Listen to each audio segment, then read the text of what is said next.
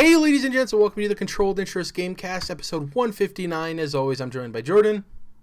Teen Titans. No Dom this week. As we talked about last week, he's currently on vacation in Arizona.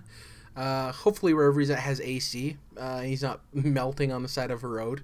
I've been to Arizona a couple of times, and it's hot. Like, obviously I'm from New Mexico, and when most people think of New Mexico, they think of Mexico.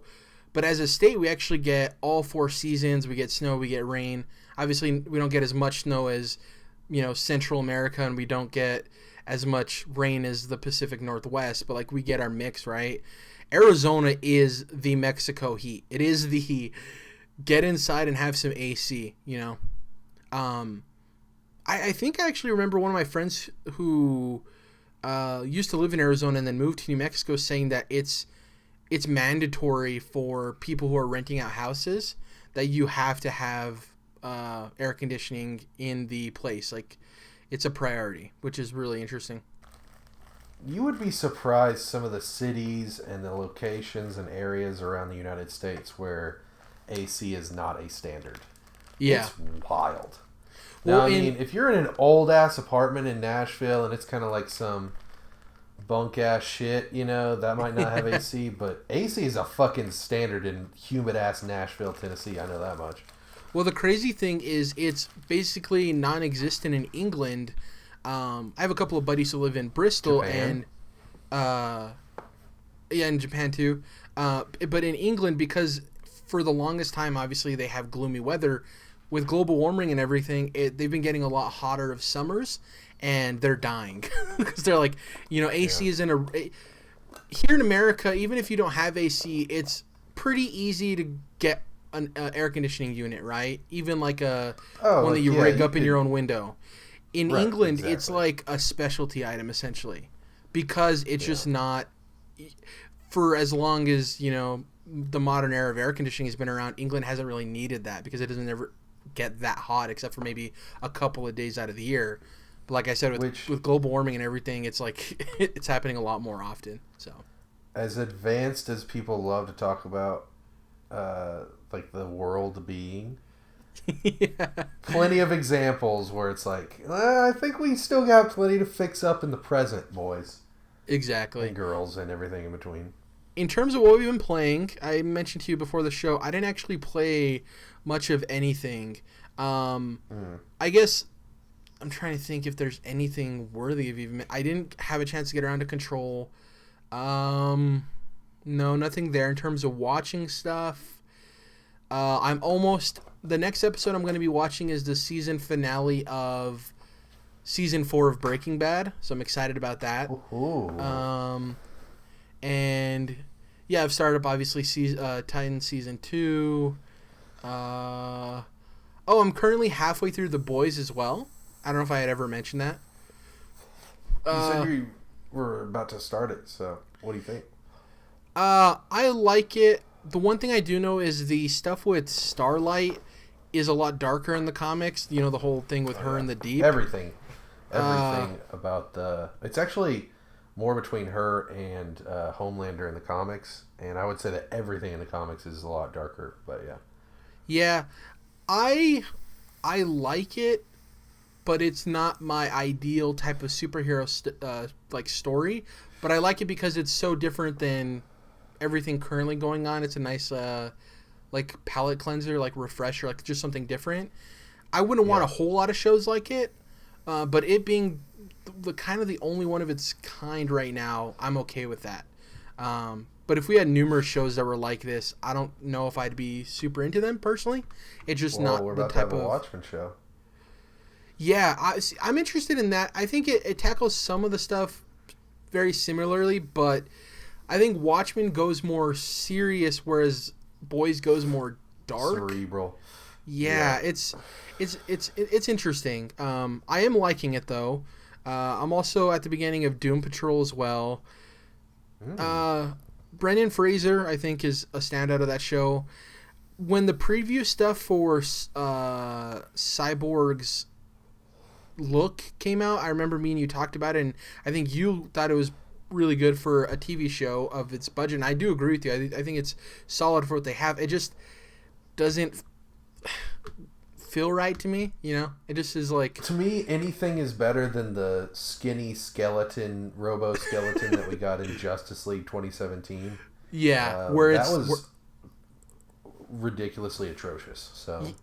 Yeah, because Cyborg is half man, half machine, and in Justice League it was like all machine with a slice of human face. You know, it's very weird. Well, that wasn't the problem. Like, that's pretty much how he is in the comic. Is just like his head, right? Yeah. But it was just the CG looked so bad, and he looked like somebody from iRobot. Like, he was this skinny, like, it looked like a skeleton that was, you know, a robot, and it just looked awful. It did not look like the bulky football player that Cyborg is. Like a powerhouse. Yeah, that's that's a problem a little bit with the guy in Doom Patrol 2, because he's not a very big guy either. He doesn't have a large stature. He's more like track and field than football. Exactly. The other thing with the Justice League Cyborg is there was so many literal moving parts in that design that it was trying to be a CG showpiece, but it just got lost in the mix. It reminds me of what the problem a lot of people have with the Transformers movies, where there's like so much going on with the motion of the metal and CG and stuff that you kind of lose yourself in it. With Cyborg, I think it was like there was way too much movement on top of him being small in stature. Just like there was too much going on. They were trying to like boast the CG, and it's just like you kind of overdid it. Like, you know, simple is more. You know, less is more. In terms of anything else, haven't caught up on the comics this week, so I know people. The J.J. Abrams Spider-Man #1 came out, which I'm interested to get into. House of X 5 came out this week. Haven't read that either. Excited to get into that. What else?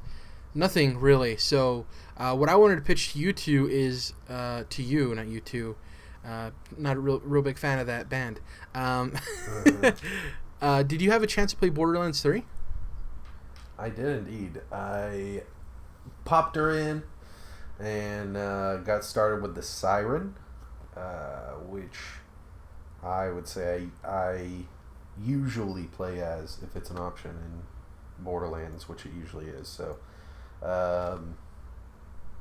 I would say I'm not super far in. I don't think I'm far enough into the game to give it like a total judgment, I guess. Yeah.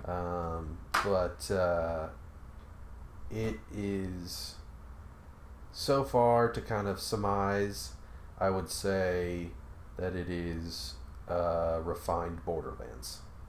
Okay. And I think you probably know exactly what I mean by saying that, right? Yeah. Which, if this game came out in 2013, 2014, I think would be great. But it's 2019, and Borderlands 2 came out in 2012. I know there's been a pre-sequel, which is actually super solid, but I guess I'll get all this out for the last time, since I've talked about this shit so much, Jerrad. But what Gearbox did under the tutelage and leadership of Randy Pitchford by going with going for Battleborn instead of Borderlands 3 when they were doing their first big next-gen game, that being this gen. I think it's a blunder unlike almost any other. Just like them, you know, going with shit like Duke Nukem Forever and Aliens Colonial Marines. It's tale as old as time at this point with Gearbox, but yeah, it's just disappointing that we've waited this long, and the most I can say so far, now I'm not, as far as Borderlands games go, I'm not that far into it, but several hours in, I can say that really my big plus on the game, my big positive, is the quality of life improvements, right? So different things with the UI and the like when you're in the store, you know, buying items, ammo, and not everything, but ammo mostly on the ground, money on the ground will just magnetize to your character. Essentially, you don't have to press any button to pick it up. I remember that being a big thing for me in Destiny 1 2013, I guess. So even the stuff that they are improving on is not necessarily revolutionary. But yeah, I would say mostly just quality of life. I really appreciate the fact that this game on console has an option for field of view, which is hardly ever the situation, mostly because it actually affects performance, because the amount of items being rendered on screen is more if the picture is larger, right? If the frame your cone of vision more. Yeah. Right. So I enjoy playing with a larger field of view, especially in a first-person game. And I will say I'm playing on a PS4 Pro with the performance version selected. Of course, just like many other games, there's performance or resolution modes. Maybe they're called something different, but we've seen them in many games at this point with the upgraded consoles. So, but it's, I think it's the enjoyable Borderlands game. We're still dealing with the fact that that's one thing, Jerrad, is that I really at this point in my life playing video games, I'm just wondering how certain things just keep coming through in video games, and no studio is able to kind of conquer them, and a lot of them seem like simple issues. So it's really frustrating when it just feels like they're not getting it, I guess, is the simplest way to put it. But we've talked about before with Borderlands the fact that your guns are just so shitty at the beginning, and they do like very little damage, and they're like toys compared to what you get later in the game. And I was talking to one of my buddies playing it over here, and I was like, how many people do you think just kind of like fuck off 3 hours in? 3 hours is not an insignificant amount of time.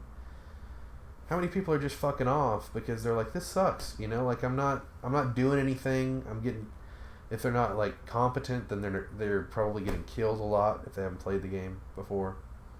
So I do not understand why that has to be a hallmark of the series in any fashion, because I feel like you could give people, guns are at least fun to play with from the start, and then still add on with unique and cool gear because of how big the loot grind is in Borderlands. I understand that you're going to need to make better and better weapons or cooler and cooler shit for people to unlock, but I just don't understand why it has to be so like backloaded almost. Because it just puts a sour taste in my mouth every time I start a Borderlands game. I don't get it. I love the games, so that's dumb. But and one other thing is just that, like, the visuals, I get that it's a big game, and I get that there's a hell of a lot going on, particle effects and otherwise, but once again, these visuals would have been impressive if this had come out at the start of this generation in 2013, 2014 as a actual sequel to Borderlands 2. So I know I'm sounding like I'm harping on the game a lot. I'm just trying to get out there that as much as people I'm sure are going to love this, because a lot of gamers just like kind of eating the same thing over and over again for dinner. I do think that I just feel like they could have done something a little more special, and that's where I'm at with it. So I'm sure I'll spend plenty more time with the game, and have plenty of enjoyable times with it. But yeah, it is, after all this time since Borderlands 2, it's like, so far you're not wowing me. So that's where I'm at. The last question I have for you, because I've read some stuff, and it seems like the humor in it is like really hit or miss with people. It's like, sure, either people are like, oh, this is that Borderlands humor I love, or it's like, wow, I liked Borderlands humor in 1 and 2 and even the pre-sequel or whatever, but it didn't evolve at all. Like, it's a weird, right, like, either or kind of thing. Right. So, since you asked, I will say that Borderlands humor for me has never been the highlight, just like a lot of people with the Borderlands story, which, side note, I think is funny. Same thing as in all the other games, Jerrad. Everyone talks about how Borderlands story is fucking nothing and they could give a shit, right?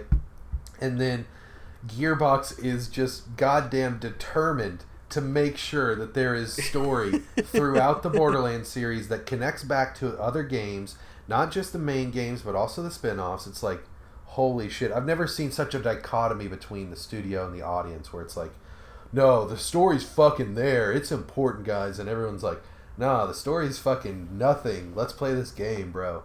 So, that's funny. But, shit, sorry, what were we originally talking about? I went on my tangent. The humor. The humor. So, just like the story, I would say that the humor is, and always has been for me, hit or miss, just like you said. It is that weird kind of like internet nerd humor. It's like Icon has cheeseburgers, like that type of like low base level meme, like cringe humor, right? Yeah. It's like the type of meme that anyone could make. It's like, yeah, dude, you made a meme. Great job. That's the type of shit that's always been in Borderlands, and I think that I personally was hoping for more with the gameplay, but I was not getting my hopes up for the humor. So, like I said, I think last week, if you look at Randy Pitchford's shirts all these years and you didn't think there was something a little off with that guy, like that whole just like think you're so funny but you don't realize that no one's laughing type of humor is Borderlands. And so that's where I'm at with it. I'm not as disappointed in that aspect as I guess other people are, just because it's like, dude, what were you expecting? Like, this is Gearbox, you know. I've never been offended by it. It's just more so that when I had tried playing Borderlands sometimes with my friends, it's like, I don't think this is funny. You know, it's like, they're like, really, oh, this is hilarious. Dude, and I'm like, I just don't think it's funny. The harder people try to be funny, the worse off it usually is, right? And so I think that Borderlands is a classic case of the try-hard humor. And Claptrap is funny enough, you know, makes me giggle every now and then. But yeah, there's plenty of jokes, and it's just chock full of like referential humor, which is also very low in base and just, you know, easy, lowest common denominator shit, you know. So a lot of it reminds me of, so I love Rick and Morty, right? But you know, the fan base of Rick and Morty that most people hate is the fan base that's like, hey, did you get that joke? Were you smart enough to get that joke? It's like, yeah, it's not. It's just frustrating. It's like, yeah. I totally know what you mean. Pickle Rick. Yeah, it's like, Jesus Christ, shut up. Go eat your Szechuan sauce. We got it. We got it, dude. We got it. Which that's what sucks about Rick and Morty, and maybe some people who like Borderlands feel this way too. It's like, you kind of sometimes feel embarrassed to like something, not because of the art itself, but the weird fan base it cultivated surrounding it. Yeah, it's like outside of Borderlands 3, I know you're going to give us some more impressions obviously later as you dive deeper into the game. Anything else of note before we hop into the news you wanted to talk about? So Jerrad, I've got something big to shout out. And the great Legion part Season is 3. I don't know, I'm just guessing. No, I talked about that last week for like I put my thoughts away on that, you know. Okay. So we have my Legion thoughts, complete series Legion thoughts out on the internet now. Anyways, archived, for history. Throughout this show, especially when Dom's not here, I secretly inject as much comic talk as I can possibly stuff into the show, just because I love talking about comic books, and I've become obsessed with them. So now I can do that without guilt, because I'm talking about a video game comic. Jerrad, got a quick guess? Video game. There's the Spider-Man. There's a Spider-Man Gamerverse comic. It's a big one. There's the God of War 4-issue comic. It's a big one, Jerrad. Big. I know you know this comic. Oh, really quick, there was a Napoleon Dynamite comic that came out this week that I downloaded that I'm really interested to check out. Video game. Yeah, I got nothing. Those are the only two I can think of. I'm probably missing something. Injustice. Gods Among Us. Oh, are you starting from the beginning? Year one. Oh, hell yeah. And Tom Taylor, right? Are you starting from the beginning? Tom Taylor, indeed. Yeah, okay. Art, I will go ahead and get this out of the way. The art is a little inconsistent. I'm now in the middle of year 2, and that's the one thing as incredible as masterful as this story is told, Jerrad, it sucks that the art is like an 8. Just a straight up, like, 8 out of 10 the whole time. Yeah, and it's like sometimes 7.5, sometimes 8.5. Sometimes 7.5. Yeah. Sometimes it's graded 8.5. And there's different artists, you know, but it's like sometimes, a lot of times the faces just aren't there. And it's like, fuck, man, this story is so good. But, so I did start from the beginning. I'm glad you asked because I had started, this is a digital comic from DC. And that means that they are obviously only released digitally, no print version, but they're also like essentially half pages. Because the thing is, like, regular DC comics are released digitally. I'm sure that's how you read. I know that's how I read. Yeah. And so those are just essentially the printed page in digital form, long as it may be. So this is more like a half page. And so reading the digital chapters maybe a year or two ago, I got into it but didn't just dive in, right? I got, so many chapters in and stopped. And now what I've done is they ended up doing a printed edition and then would collect that into trade paperback, which obviously they have digital versions of. So I'm reading the digital version of the trades, which you know me, I'm always single issue type of guy. And I'm noticing the difference because the reason I do single issues is you have the individual covers with the numbering and all that. And I really love looking at a comic's cover before I read it.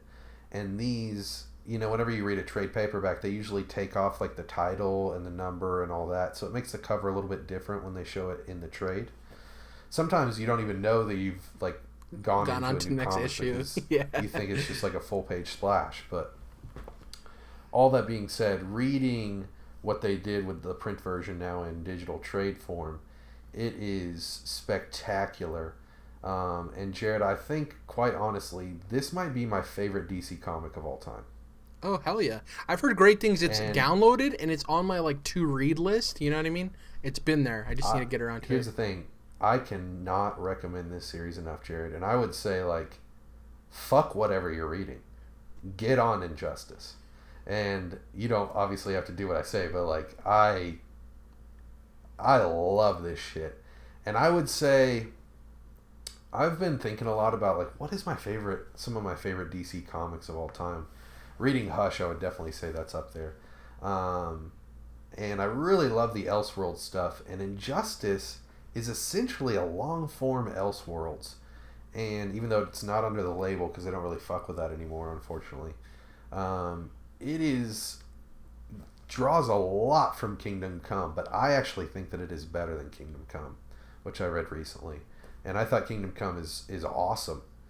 But Injustice being even longer form than Kingdom Come, and being connected to the video game, which I've played through the first one, but not like a slave to it at all. Even to the point where I'm like, wait, I don't know how this is going to work for the video game because I know about this thing in the video game, but that doesn't make sense, right? So we'll see how that all ties in because it goes Injustice year 1 through 5, and then that's when the video game takes place. So it's all prequel, and it is a story that. Do you know the premise of Injustice, Jerrad? I played both stories of both of the games, but if you mean in terms of year 1, the comic, yeah. So obviously you are aware of the fact that the game starts with Joker essentially tricks Superman, uses some kryptonite shit to trick Superman into thinking that Lois Lane is Doomsday, and so he takes her into space and accidentally kills her, right? Yep.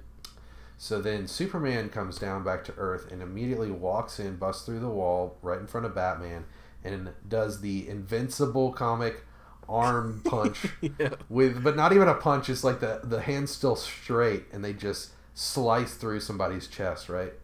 And so then he essentially, it takes from a lot from Kingdom Come, and then it takes from a lot from Red Sun, where he essentially becomes a little bit nicer version of the Red Sun Superman, where he's totally taking over Empire style, and basically kills people that don't fall in line with him. Now there's still like some bit of mercy to him where he's not just like flat out murdering all the Justice League members that don't agree, but that's the whole story, is that this like butting up against each other and the splitting of the Justice League, and you know how much Batman's willing to push until he's like, you know, Superman's gonna just destroy him. And the cool thing about this story, man, is that there are so many alternating storylines that are doing their own thing, and of course they're bumping up into each other and entangling, but they are all so well told that it's one of those things, Jerrad, where you're reading it and you're like following this story and it's like these two characters, right? And then you flip the page and it just jumps to the other story and you're like, fuck, I really want to know what's going on with this thing, but then now I'm super interested in this new thing, and you're just so engrossed the entire time when you're reading this book. So I am halfway through year 2 out of 5. Tom Taylor doesn't write all 5 years, though I do think he comes back for some of the later Injustice stuff. But, so we'll see once Tom Taylor leaves how it is. But I'm interested. It's weird because I also just read his issue, I think 12 of Friendly Neighborhood Spider-Man came out this week, which you turned me on to. And that book is definitely a good book, even maybe a great book, but his writing style or his writing chops are not shining in that book nearly as much as this one, because it is an Elseworld story in the sense that he has all the tools and all the toys in the bucket, and he can do whatever the fuck he wants with them because it's not going to affect anything except for the video game storyline. So he doesn't have to worry about the main comic book continuity, and he totally does stuff that you would love to see in your wildest dreams, you know, with the superheroes. Yeah. On the darker side of things. So, cannot recommend it enough. It is already my favorite DC anything of all time, story of all time. And I'll be going through the book and then rewatching the cutscenes from the first game since I've played it, and then I'll lead up into finally fucking playing Injustice 2, Jerrad, because that's how little I enjoy fighting games. They literally made a series of incredible story-based DC fighting games. Couldn't be more obsessed with that universe, and I'm like, it's a fighting game. I'm with you on the same page, but it was, for me, the story is so great, you know, that I don't like fighting games, but I'm gonna buy it. You know, so it's like we're both on the same. That's how it is with the first Venn diagram. Yeah. That's how it was with the first one, but for each one, it probably took like 2 or 3 years since the game had come out for me to be like, all right, let's fucking do this, man. Before we hop into the news, for those listening, if you're interested in Tom Taylor, there's obviously the Injustice run that Jordan's currently gushing over, which I can't wait to get to read. Yes. His all-new Wolverine run is very good. It's with Laura Kinney. So that's what I need to get to, because, sorry to interrupt, but the Friendly Neighborhood Spider-Man stuff is great, but I'm like, the one that I've heard about other than Injustice from him is that all-new Wolverine with Laura Kinney. Yeah, and because she's such a nebulous character, he kind of had, not to the same extent with Injustice from what you've said, but he does have a lot of freedom. Whenever you write a Spider-Man book, it's so hard, right? Because you have to stay in continuity, and there's all that stuff. Yeah. Well, it's a Wolverine book, but it was all new, all different Marvel, which that's a whole bag of cats. But he did have freedom there, and the fact that it's X-23 becoming Wolverine. It's different than just like, hey, we want a book where people feel like, comfort food Spider-Man stories about him fucking around in New York without the whole end of the world, not cosmic thing, but yeah, exactly. So, and the thing is, he got to finish his run. So even with Injustice, where he said that he didn't write the whole thing, he got to write 1 through 36 and complete his own story, which is great. Yeah. Now, I think he does complete the years that he's on, which is a good thing. But we'll see about the years that he's not on. So. And lastly, he's writing the new Suicide Squad series for DC, which I can't wait to check out. He just did a Star Wars one-shot for Rose Tico, and I'm like, God, Tom, you're way too talented to be writing about this useless fucking Star Wars character. What? Well, hey, maybe I'm he, not reading that shit. But the thing is, that comic probably has a better story than what she was. I like the character. Oh, but absolutely. it is hard to disagree with the fact that she was put in that movie and was completely useless. Like, there's no point for her to be in that movie. Dude, I absolutely want to see all different types of peoples represented in film and media of all kinds. But I do not wish them to be pandered to by organizations that do not give a fuck about them and only want to capitalize on the fact that they are excited to see that, right? Yeah. And even then, like, I understand the corporate grossness of it, but I could get over it if there was a solid story behind it. So it's like, if you're doing the gross corporate thing, I get it. If it's like a good story, I can kind of overlook that a little bit. But the fact that there's like nothing there on top of you doing that, it's like a double whammy of like gross, you know? Yeah, she is an example of pandering, whereas there's plenty of other great examples of minorities or whatever you want to whatever example you want to use being properly introduced where they're fucking people and not just kind of trophies in a sense, you know. So I just don't appreciate it. On a positive note, speaking of that, apparently today the casting started for Miss Marvel's show on Disney Plus. Kamala Khan, dude. Okay, quick journey back to the comic talk. I fucking love Miss Marvel, dude. Have you read any of that book? Magnificent Miss Marvel? Yeah. Yeah, I haven't read this week's issue, but yeah. We were talking about the new... 8 or 9 just came out? Yeah. Remember we had talked about... I mentioned the new suit that she had got, the Kree, like... Okay, I remember you mentioning that, but I couldn't remember if you had, like, seen that on Comic Book Resources or some shit like that. Yeah, dude, that book by Saladin Ahmed is fucking dope, and he's also writing Miles Morales Spider-Man. Yeah, which I enjoy too. He's one of my favorite writers currently. Dude, that dude knows what's up for sure. He's funny, man. On Twitter, he posted a selfie and he was like, every time I post a selfie, I look at the picture about 10 times and then realize why I never post selfies. He's a really funny guy. Are we good to hop into the news, Jordan? Any more comic talk? No, go ahead, man. So we're going to start off this week's Quickie News, as we've done the last couple of weeks. A new big fall game's coming out, Link's Awakening. All the reviews dropped the day of recording this, which is September 19th. The game launches... Are they looking? The game launches September 20th.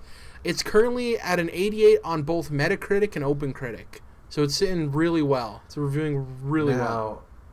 Jerrad, when Dom gets back next week, I'm going to have to tell him that you once again brought them hot, buttery buns fresh out of the fucking oven, buddy. Just buttering them motherfuckers up. Hey, dude, guess what just came out? I'm all about it, dude. On that news, just finger on the fucking pulse, even while we're recording. I love it. The great thing is that I used a voucher on it, one of my 2 vouchers. The other one's going to be for Pokemon. Word.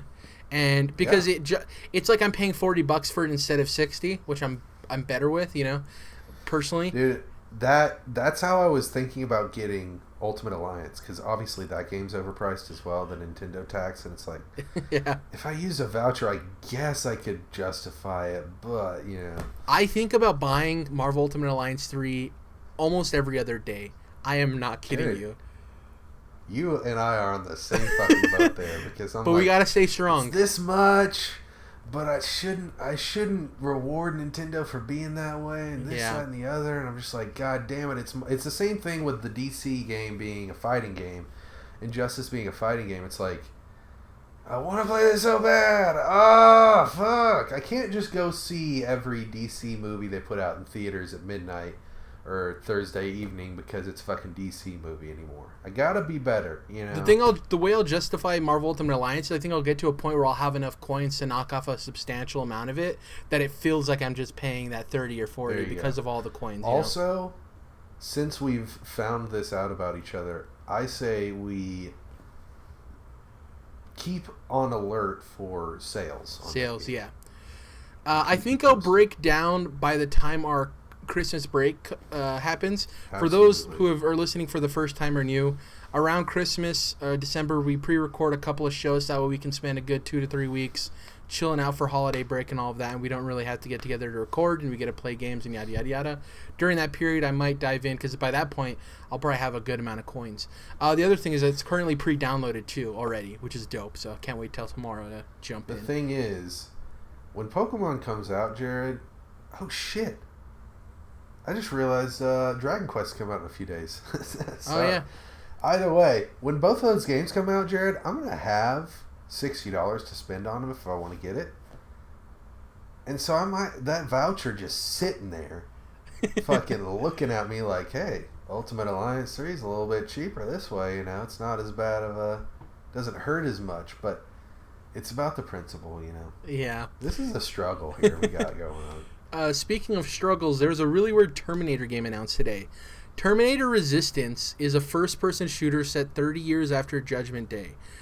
You play as a target of Skynet who's a member of the Resistance Pacific Division named Jacob Rivers, generic video game name. It's releasing December 3rd, which is pretty soon. It's developed by a studio named Teon. I looked at their catalog of games, and they're mostly known for like shovelware and smaller titles, so they haven't really done anything substantial. Don't look for this game to be anything more than just... The weird thing is, it's not even a tie-in, right, to the movie that's coming out. Dude, they are banking with the video game connections on that Terminator game, because it's in Gears 5, this game, and there's another tie-in for Terminator. Ghost Recon Breakpoint. Yeah, Ghost Recon Breakpoint. Which is also about to come out. God damn! Yeah, I need to try to beat some of these games before that comes. The 4th, I think, is when it comes out. So there's that. I just wanted to mention it because it's weird that it's like an FPS game coming out in December. I didn't see any information on pricing. If they want to be successful, hopefully it's $40 or less, because I don't think it'll sell well otherwise.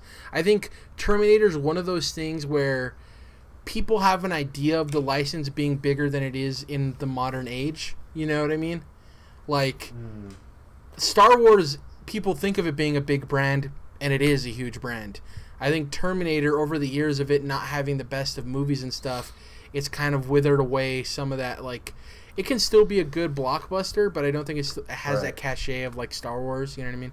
Well, nothing. There's really a lot of that these days. I would say a lot with like 80s franchises where it's like, sure, Back to the Future is a thing that people care about, but is Back to the Future a thing that kids care about? Whereas like Star Wars still is, right? Or the Top Gun sequel that's going to be coming out, Top Gun Maverick, who knows? Speaking of sequels to things, Sirfetch'd was announced, a brand new Pokemon. So Sirfetch'd... You and Dom hyped on this in the chat, bro. Yeah, so he's a exclusive to Pokemon Sword.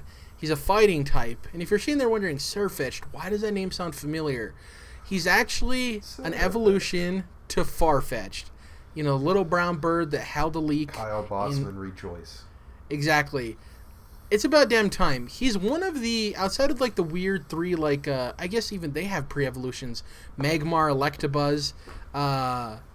Yep. Who's the third one I'm thinking of in that group? Magmar, Electabuzz, the other third weirdo. I can't remember right now. Anyways, like, they even got pre-evolutions. Farfetch'd is one of the Gen 1 Pokemon that have never received a Mega Evolution or a Pre-Evolution or a Post-Evolution, and people have wanted one for years. Apparently, there was an evolution in Silver and Gold that was scrapped at the last minute. It was called, like, Mama Fetched or something. Oh, my God. The fucking leaks, dude. The fucking leaks from that, I think it's Silver and Gold generation, right? Where that's from? Oh, the sprites? Oh, yeah. That shit is so fucking cool, dude. If you go look that up, there's this whole... It's almost like a whole other game that we never got of these, like... They look like fan art Pokemon, but they were going to be real. Yeah. The thing with Sirfetch'd, like I said before, is he's Pokemon Sword exclusive, which means that Farfetch'd will be Pokemon Sword exclusive because he is an evolution.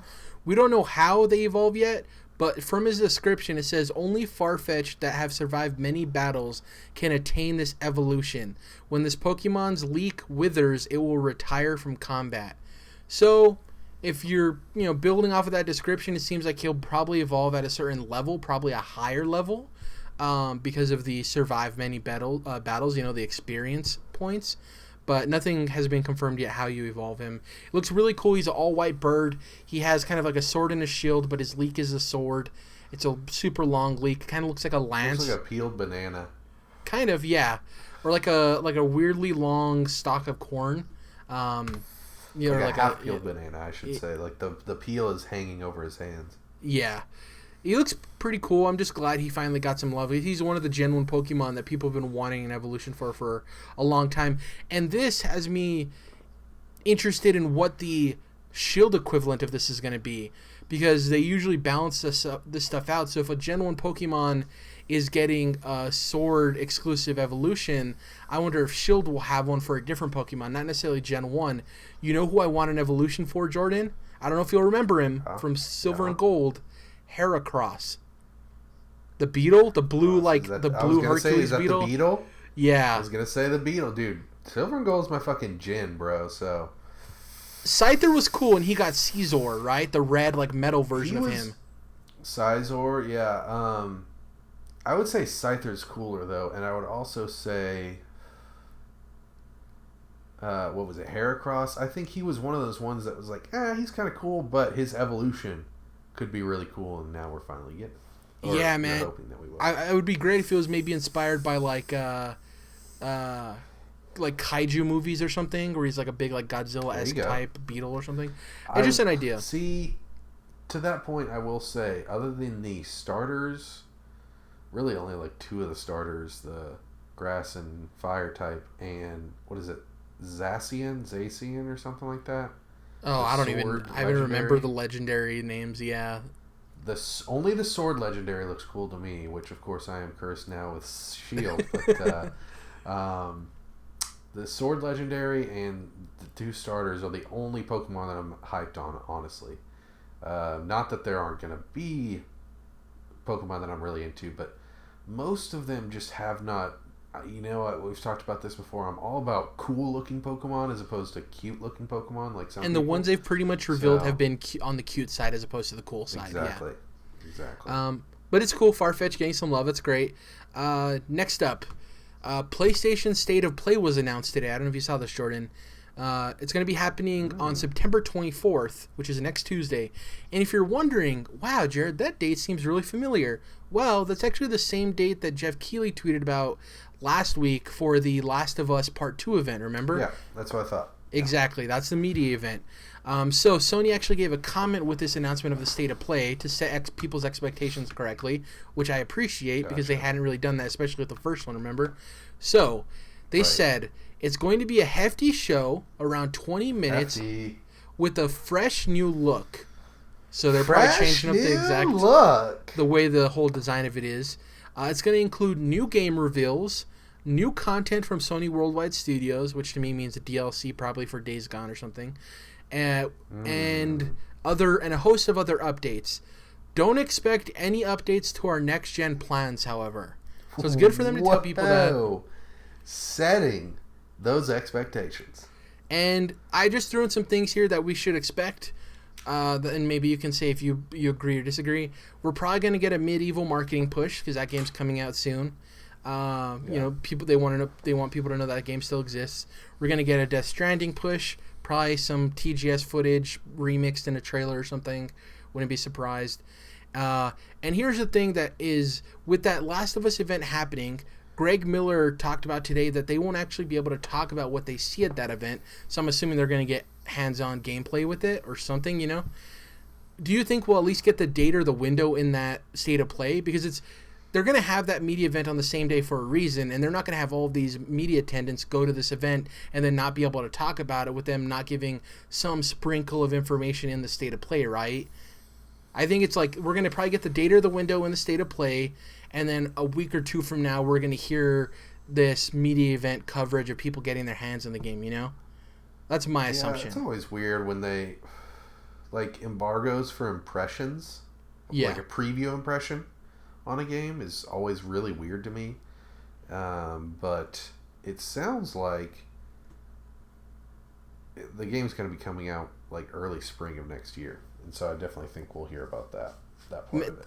The one thing that would piss me off I don't want to get too mad. Piss off is a strong way to say it. Is like if it's like a teaser of Last of Us 2 and then it says more information at the Game Awards, right? Where it's like they don't give the date, but they tease like, oh, we'll give the date at the Game Awards. It's like, then why show me something? Yeah. I don't think that's likely. But Jerrad, it's so weird that this is like the closest thing in place of PSX, you know? Yeah. And so it's just weird, man. PlayStation is just in a really weird spot. Like telling people, like, hey, we ain't gonna be talking about that next gen, bro. So don't even ask. It's like, okay. Oh, and when they say new game reveals, don't for people out there, set your expectations. Don't expect first party reveals. They're saving that stuff for the launch of PS5 announcement. Like that's when they're gonna want to show you the Horizon 2s and all of that stuff. They're not gonna do it at a state of play in September. Remember that they technically revealed the PlayStation 5 or whatever it's going to be called in a Wired article? An interview, with Mark Cerny in a Wired article. Mark Cerny, essentially. A pseudo interview where they're like walking around the office and showing them demos and shit. It's like, hey, here's Knack 3. You can visualize it, but it's just such a weird and awkward way to do things, which is their current MO, so yeah, we'll see. We have a clear picture on the Xbox 2 as opposed to the PS5, which is funny because we'll likely get the reveal of PS5 before the Xbox 2, which is really weird. I will say I'm done watching Last of Us footage. Oh, yeah. I'm on that game. I'm 100% like, I don't need to see anything else. That being said, when I'm watching the state of play...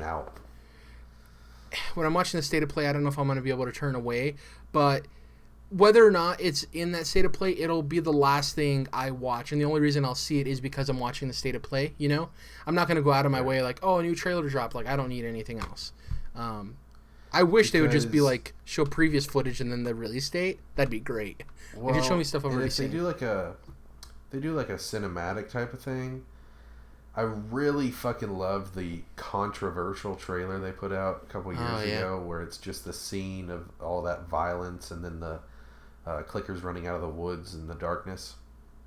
I fucking love that scene, how intense that shit is. That's like peak Naughty Dog writing right there. And of course people had to bitch about it for no reason, but either way, it's like that would have been, think of how emotional that would have been if you're just sitting there watching that cutscene first time ever, seeing it, and you're like, holy fuck, so it's not going to be quite as impactful during the game, even though I loved it when I watched it on YouTube or whatever. So I still get the impact, but I'd like to save some of their cutscenes for when I'm just sitting here with the controller on my lap and just hanging out. Because that was so long ago, my hope is that scene plays out. It has the same resolution, but everything leading up to that is like different or remixed in a certain way where obviously it still makes sense and it still is emotionally engaging, but it does feel like you don't exactly know what's happening. I hope it's not the same exact scene. And yeah, that whole controversy too, it's like video games are art unless we think they're too violent to be art. That whole thing kind of bothered me. Cake and eat it too. Exactly. The point of art is there's going to be stuff you don't like, but that doesn't mean it's not art. It's like, it's art because I like it, but the moment I don't, should it exist? It's like, that's not how art works. Right. That stuff, yeah. The last thing I want to talk about, this was a hot steaming bun, or I don't know how you said it, for the news, because I was literally typing this up. Hot buttery buns, baby. This is something I'm super excited about. I know it will probably be meaningless to you and Dom, but there is a part of it that you'll find really dope, Jordan. This was announced like minutes before we started recording.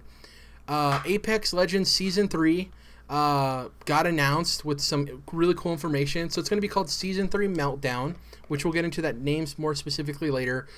Season 2 was called Battle Charge. It's going to actually be starting October 1st. So the Season 2 is ending here at the end of September. It's going to be adding a new legend. So every season is added a new legend. Season 1 added Octane, who's like the adrenaline junkie guy with no legs. Season 2 added Watson, who is like the weeaboo equivalent to this game of, we talked about how she's like the cutesy girl everyone fell in love with. Those kids went wild for that shit. Got real wet for that shit. This number 3, this third legend being introduced in the season 3 Meltdown is for people like you, Jordan, that also obviously play these type of games. His name's Crypto, okay? He's a Japanese cyberpunk hacker. So the really cool thing is his abilities in Ultimate haven't been revealed yet because I like to save that closer to release, right? But they showed a backstory trailer, an animated trailer, and he's basically in this room with this girl who's his partner, and he finds this system of this AI that can predict who's going to win the Apex games. So the Apex games is the event you do in Apex Legends where it's the Battle Royale, right? That's the name of the game. Like, in lore, that's the name of the event is Apex Games. Yeah. So he found out that there's this program this AI that can predict who's going to win, which is obviously not great for the betting world because if people get a hold of this, they can fix bets, right? So him and this girl are talking about, like, the morality of messing with the tool or telling people about it or being a whistleblower, right? And so they kind of are like, I don't know, what should we do, yada, yada, yada. And he's like, let's sleep on it and we'll figure it out tomorrow. She leaves his house. He's sitting there on his computer, yada, yada, yada. He passes out. In the morning, he wakes up, goes to his computer, sees a news report of a girl that went missing and was kidnapped. It was his friend, obviously.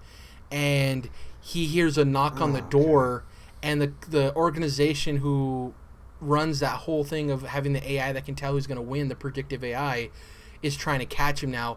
He jumps out of his window. At this point, he looks like Constantine. Like, he has the long brown overcoat. He has, like, the traditional Japanese look of, like, the glasses and the tie. Constantine. And he's running from them, right? He gets to this clear area that reminds me of that one shot in Blade Runner where it's, like, the giant holographic purple-pink girl on the bridge. You know what I'm talking about? It was, like, in the trailer. Oh, from Blade Runner 2049. Yeah, the new Blade Runner. Sorry. To be more specific, it kind of looks like that same bridge, right, where it's like open on both sides and it's over like a highway underneath or whatever. So he's standing there, and then he starts monologuing of like, they took everything from me, my life, my relationships, my family, and as it's doing that, it's panning around him, and he's in animation. He starts evolving from that into his like cyberpunk persona. So it's basically telling you like, over the years, he turned from that traditional like computer hacker guy into this, and he kind of needed to be this type of outlaw hacker type. And his outfit is cool. So it's an all black like stealth outfit underneath his bottom layer of clothes, and on top of it, he has like this mix of a bomber jacket and trench coat.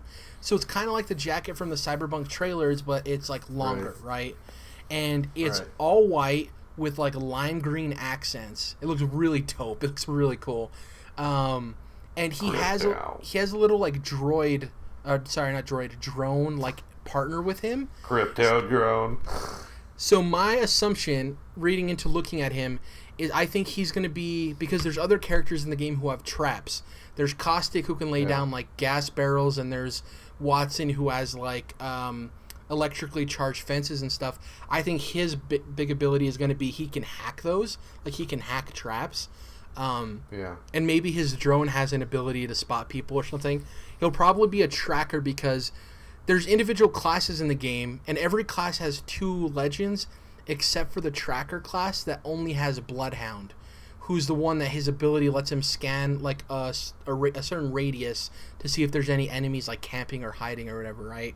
I think he's going to be another tracker because of the drone, but he just looks really cool. And for us who are excited for Cyberpunk next year, I think this is a really smart character to release, because with this in Overwatch, Cyberpunk's hot right now. With this in Overwatch, they don't have one character in development at a time. You don't understand how things work if that's what you believe. They have multiple things working, right? And then they figure out which characters are in experimentation, and for the current meta of the game, what's working best and what they should streamline or put in the fast lane towards getting out there, right? And this is a good call, because any of those people who like multiplayer games and are looking at Cyberpunk as like the must-play game for next year that they're super excited for, they're going to see this new guy and they're going to be like, yo, I can like live out my Cyberpunk fantasies in the meantime. It's a really good call for the legend they're adding. The last thing I wanted to mention is, so Season 2 is called Battle Charge. And in that season, these giant dinosaur-like creatures charged onto the map and changed a lot of the terrain, right? It changed some of the buildings. It changed some of the actual, like, geography of it. With Meltdown, I think it's one of two things. I think it's either there's going to be some type of volcanic eruption, right, that happens and changes the landscape, which would be really cool.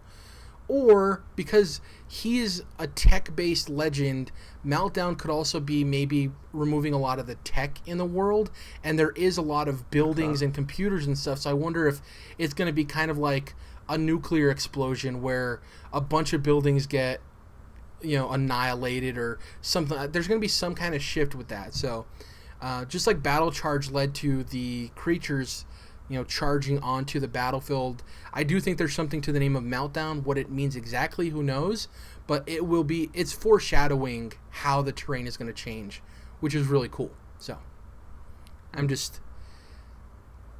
really excited for a new season. There's 100 levels in the battle pass. I'm currently at level 98. And the crazy thing is, Apex Legends isn't a game that I play a ton of. I literally log in for maybe 15 to 25 minutes a day when I get a chance to. I see what the daily challenges are, and if there are things that are possible, like get a couple of knockdowns or play a game as this character, I hop in and complete those. And because those add up in the daily challenges, like if you get 10 of them in a week, you get a bonus towards your level up in the battle pass. Like, it rewards you for at least just like basically logging in every day. I've been able to get up to 98, which is really cool. So 2 more levels and I completed, and I still have 12 days or so. So really excited for that. So I don't play online multiplayer games very often, right? Yeah. So my perspective on this may be warped. But to me, whenever you get these Overwatch or now Apex Legends character intro cutscenes on YouTube or wherever, it always feels like a little bit of a tease to me. Like, I understand that it's difficult to have like everybody watch a cutscene in the middle of a multiplayer game, right? But if I were playing that game, I'd be like, well, man, I really like that they have these little character intros, but I would like to have like a fully fledged story with cutscenes like that throughout the game. Maybe not as high production value as those like CG trailers, but that's like as deep as it sounds like it's going into with that. It's like, well, I would want more, Yeah, and actually Respawn and Vincent Pella have teased that they have ideas for a campaign for Apex Legends, and I really hope that happens. And if you're going through these 100 levels, you could do something like that. And they've already proven they're great storytelling. Like, Titanfall 2 has some of the best level design for a first-person shooter I've ever played, And Nice. The story it's good. It's not, like, the greatest thing, but it certainly is better than passable. Like, it's not just in the background.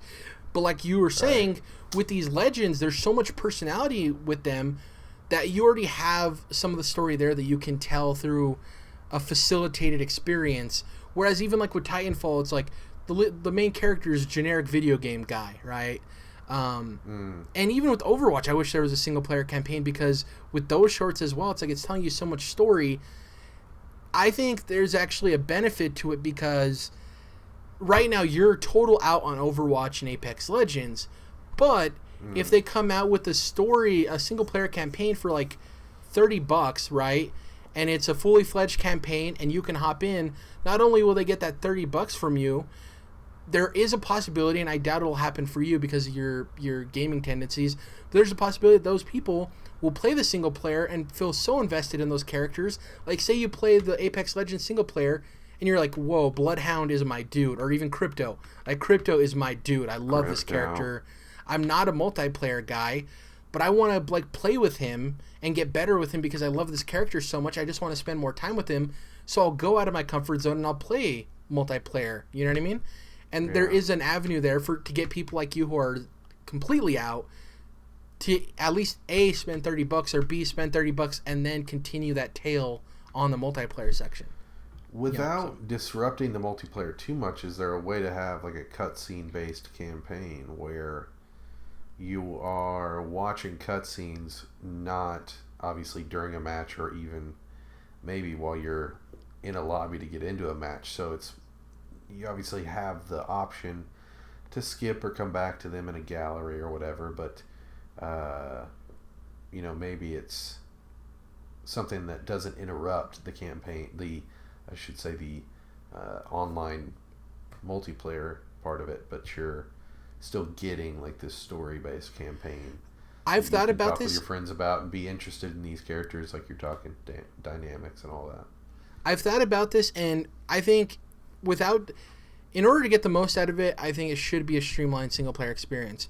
But to meet in the middle, I think the only way it would work, honestly, especially for battle royale games where there is no pause, right? You're constantly there could be an enemy around the corner and the match could end, right?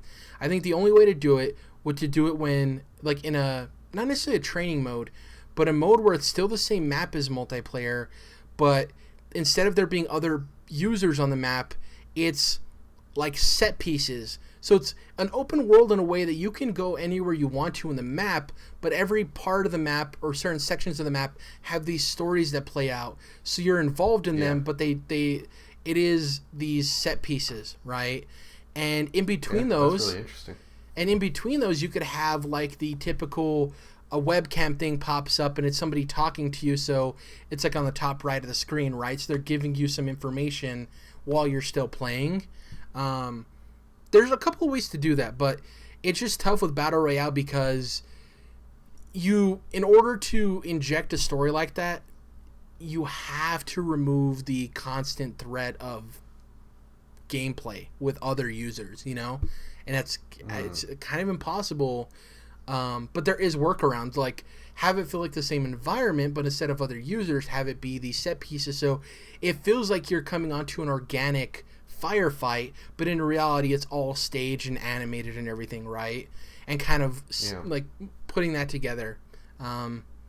Because like the world is there, the characters are there. It just needs like the structure, and you'll have it. That's the most frustrating thing, is because unlike PUBG or something where it's a generic and there's nothing there, Apex Legends and Overwatch have these very rich worlds with these characters. Like they start going down that path and they delve a little deeper into the characters, more than just like designing them, but then they don't, have the whole. There's more than just him jumping out a window when people are coming after him, and then them skipping several years over. Like once you start the story, it's not just a tiny little thing. So that's why I'm kind of like, it'd be nice if there'd be more to grasp onto. Believe me, man, I don't play Overwatch anymore, but I still love a lot of those characters. I'm just like, please, my gosh, man, release a movie. They're ripe for it. Yeah. Something. That's it for this week's show. Like I said, there wasn't any major news. There was a thing with France and them suing Valve for. It's basically like they're forcing Valve into giving refunds for digital games, like giving people the ability to like sell them back or something. So it's a big story in terms of like how that shakes out, because that can seriously dictate how publishers view digital storefronts and stuff. But it's so much in the early stages of information that's out there that I want to wait for there to be more meat on that sandwich. And I also want Dom to be here because I like having all three of us discuss something like that, The two-man episodes... You want a little bit more butter on that bun. Is that right, Jerrad? Exactly. The two-man episodes are for me and you to go a little bit deeper on comics, and for me and Dom to go a little bit deeper on sports. So it's like when all three of us here, that's when we got to have those serious conversations. In terms of what we're going to be playing, Link's Awakening, obviously, Control, and Gears 5. Those are my three things that I'm focusing on because I need to get at least two of those three beat, or at least feel fulfilled with them by Breakpoint, which comes out October 4th, because that's my next target. What about you, Jordan? So, obviously, Borderlands 3. Absolutely. Let's see about our little upcoming games. October is pretty big, man, because it also has Call of Duty Modern Warfare, which I'm also going to get, but that's like at the end of the month. And there's another October game that I can't remember off the top of my head. It comes out later in the month. Obviously, Luigi's Mansion, but that's not it. Definitely doing Ghost Recon because I love Wildlands.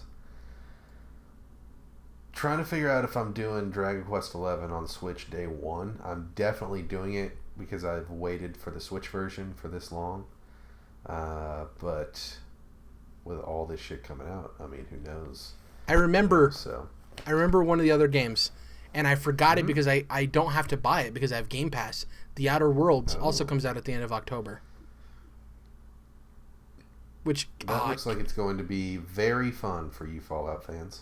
Yeah, I think at worst it'll be a 7. I think at best it'll be an 8.5, but it'll probably land somewhere like in the high 7s, low 8s, you know? We'll see though. Right. Anything else of note? Obviously we're going to be reading more comics, both of us. Definitely going to be reading more of that Injustice.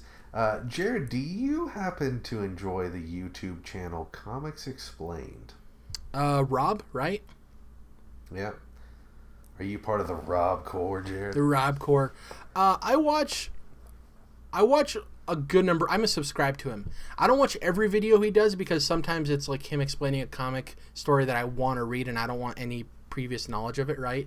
But I watch a lot of his, like when he talks about his opinions on stuff happening in like the movies and stuff, like casting rumors or stuff like that. Right. And I'll watch some of his like explaining comics I've already read, but I don't read any of That's his, what like, I do. Yeah.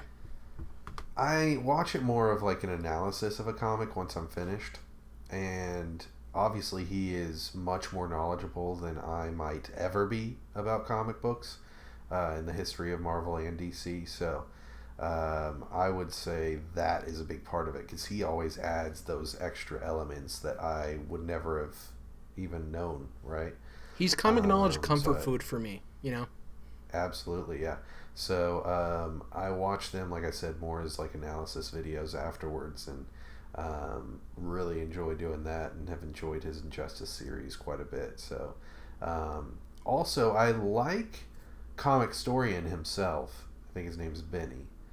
But his format of video is totally different, where he's like kind of acting out the comics as he's going through them. And I just really enjoy the other format that Rob does with Comics Explained, where he's given the deeper analysis and just, like I said, adding so much more to the story than I would have ever been able to grasp, even though I feel like I've finally gotten a grasp on kind of the whole DC and Marvel universes. But I do like watching Comic Storian's other videos where he's just kind of talking to the camera about why they fucked up the Hush movie with Batman or whatever, Yeah. I also like Valiant. Valiant's a pretty good resource on YouTube too. They do a lot of the history of characters. So I've been watching Comic Tropes. Have you ever watched Comic Tropes? Never heard of them. He's kind of a goofy older guy that enjoys all different types of comics and is extremely knowledgeable and is good to watch. They're longer form videos and they're not amazingly well produced, so I kind of just, bit by bit get through them whenever. But a lot of times he's talking about a lot more obscure stuff, or just kind of less talked about stuff, even about more popular comics or comic. A lot of big thing he does is like he focuses on comic creators, so writers and artists and all of that. So a lot of cool stuff on that channel as well, since we're talking about comics here on the Controlled Interest Gamecast. Last thing before I give the outro, the other thing I want to mention for a YouTube channel, have you ever heard of Hyper RPG? I've definitely seen a video or two. So their main thing is they do like tabletop RPG stuff, right? Which I'm not really interested in. I don't watch any of that stuff. They're very popular. They're obviously not on like Critical Role's level, but they are pretty popular with all of their role-playing series they have. That being said, they have these other three people, Hector, Adam, and the third name's blanking. Anyways, these three guys, they're all, two of them are Hispanic and one of them's Czech. The reason I'm bringing that up is there's not a lot of Hispanic representation online with like bigger channels. You know what I mean? Like you can seek them, but it's not as common as like obviously white people or black people or whatever. Shout out to Andy Cortez, bro. Exactly. So they do a weekly video podcast called Hyper Heroes, where they talk about literally anything to do with superheroes and media. So they talk about like Spider-Man leaving the MCU. I'm just the Birds of Prey trailer. They react to that. They just do whatever's happening that week, right? Some of it's long form discussion of them talking about their feelings on a certain like news story, and they'll throw in like a 5-minute section of them reacting to the latest trailer or teaser, right? But those are far and few between. Mostly it's long form discussion. The cool thing is all three of them formerly worked at special effects houses when the MCU started. Like they worked there when like they did special effects for like the first Iron Man and all that stuff. They're really cool. Hector Navarro hosts a show on DC Universe, and he's very knowledgeable about comics. The other two are more about the movies and TV and that kind of stuff. They also have comic knowledge, but he's like the comics explained guy of the group, right? That being said, speaking more specifically about comics, Adam and this other guy from Hyper RPG do a weekly show that they recently started that I've watched the first couple episodes of called Comics and Coffee, and they stream it every Wednesday. And what they do is they go down the list of the new comics and whatever ones they were able to read. They get the big ones, and then they get some indies as well, which is really cool. One of the guys is primarily a DC guy, and the other guy is primarily a Marvel guy, which is interesting to see both of their takes on the comics. And they'll pick out a specific issue and they'll talk about it, and they'll scroll through some of the pages and talk about the story or the art or a lot of the different aspects of it, and they'll go through the comics for that week. Pretty cool. It's very high production value. Ooh, I dig that on YouTube because that's tough to find. Their videos, whether it's Hyper Heroes, the other podcast I just told you about, or this, they're very good looking. Like even their background behind them is very nicely shot because they do so much of that. What's this one where they go through the weekly comics? Comics and Coffee. Comics and Coffee. Yeah, and the cool thing is you can usually just skip through and you can see like if you want to hear their specific opinions on a certain comic, and that's the main chunk of the show. So usually they stream for like, I think it's usually like an hour and a half to 2 hours. I don't watch the entire thing. I skip through the stuff I want to watch, right, for specific comics. And on the bookends of that, they do a similar thing to Hyper Heroes where if there's a certain new trailer or a teaser or some news coming out, they have a discussion about it. One of the big things is that a couple of weeks ago, they had a discussion about the Joker movie, and one of the guys, one of the two hosts, was talking about kind of the concerns I had too of like whether the movie's good or bad. What is this going to do for people getting the wrong message and validating their own beliefs of like being the white guy who doesn't have a chance in society, so it's okay to act out in violent ways? You know what I mean? So they have some pretty deep discussions too, which is cool. All three of them didn't really like J.J. Abrams' number one of Spider-Man, which is interesting because I haven't read it yet, but it's, Jerrad, do we need another Spider-Man comic? Yeah. I mean, it's a 6-issue miniseries, but my God. Yeah. I read a lot of Spider-Man. It's like, oh, another Spider-Man. I love Spider-Man, but it's like, so far, this is not necessarily adding anything that we didn't already have to the Spider-Man mythos. Not that it needed to, but just saying, like, there are already so many comics that are, too similar to what we've already seen before.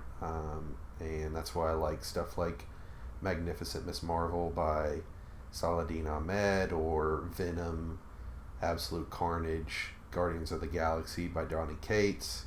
Shout out to Redneck by him, which I've started reading. Image book. So that's how I feel about that Spider-Man book specifically. I think I had kind of gotten off of miniseries because I was kind of just trying to focus on the ongoing stuff, but I've caught up with basically everything that I want to be caught up with ongoing. So trying some miniseries here and there. I was like, all right, if J.J. Abrams and his son are going to write a Spider-Man book, I want to try it. I want to see what that's about at least. So yeah. For me, the Hyper Heroes podcast, the first one I talked about, where they talk about like MCU and DC and all that stuff, it's currently my favorite podcast. And if you're looking for people to like talk, like be knowledgeable about superheroes and talk about it in a level-headed, intelligent way and not so hyperbolic, they're a really good source to go to because they're not to the point where it's like cynical, but they aren't like fanboys by any means. They talk like regular people. Like when I listen to them, it's cool because oftentimes their conversations sound like a conversation me and you would have, or me or one of my other friends. Like they're not pandering to the camera or trying to be the hot take group. You know what I mean? It's a very solid podcast. I'm taking a quick look at their comics and coffee here, and I can really appreciate what you're talking about. Like high production value when it comes to YouTube videos is like definitely too few and far between. So, and the thing with comics and coffee is that's live streamed, so there's a little bit of compression on that one. It still looks good, but the Hyper Heroes is an actual rendered video that's uploaded, so that one looks crisper. Okay. But yeah, they're a great. They're a good source for people if they just want some information about superheroes. And like I said, if you're somebody of like Hispanic or Latino descent that's looking for some people who look like you to talk about superheroes, it's great. It's really cool. Word. That being said, that's been episode or issue 159 of the Controlled Interest Gamecast. There you go. Next week 160 we'll have Dom back. We'll be definitely talking about that state of play. Interested to see what happens there. What information do we get on Last of Us Part 2?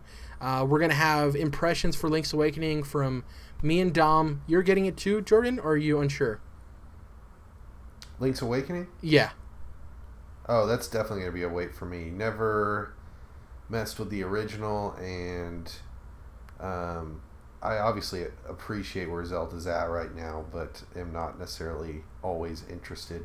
I'm interested in this game, but it's like Zelda's a lot for me to kind of dive into. Yeah. It's just such a storied franchise that it's like it's been a little bit difficult for me to totally submerge myself or submerge, whatever the word is, in that series, just because it's almost like so mythical, and of course I've played plenty of the games, but finishing them, that's a whole other story. So yeah, all that to be said, not playing the game on day one, Jerrad. No. Thank you guys for listening. If you can, please go to iTunes, leave us a review. It definitely helps us out in the algorithm, the dreaded algorithm. On YouTube, you can search Controlled Interest. Will pop up. Go there, subscribe. The bell notification on the videos helps because the sub boxes on YouTube can sometimes be broken. Hitting that bell will let you know whenever we upload a new video, so you never miss it, which is really good. And lastly, Twitter. You can go to Twitter and go to CTRLINT. That's Controlled Interest abbreviated. You can follow me at Jerrad_. You can follow Jordan at Melamotus, and you can follow Dom, who's not with us this week, at Dom's Oreos. I forgot his Twitter handle there for a second. I was like, what is it?